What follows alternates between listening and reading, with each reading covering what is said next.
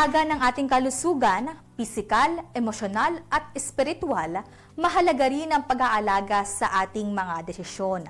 Dahil sa bawat araw ay isang paanyaya, piliin mo ang landas na may buhay. Ngayong linggo sa Tagumpay Book Moment hangos sa aklat na What's in Your Hands ni Coach Lan Fernandez, ito ang tanong, now the same choice is in your hands. You have to make up your mind. Do you want to hear Jesus say, "Well done," or "I do not know you"? Totoo, hindi sapat ang mabuting hangarin.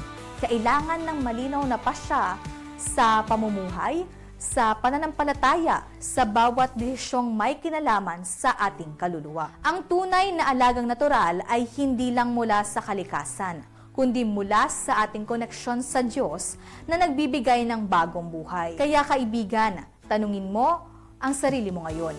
Ano ang pipiliin mong gawin sa katawan mo, sa puso mo at sa kaluluwa mo?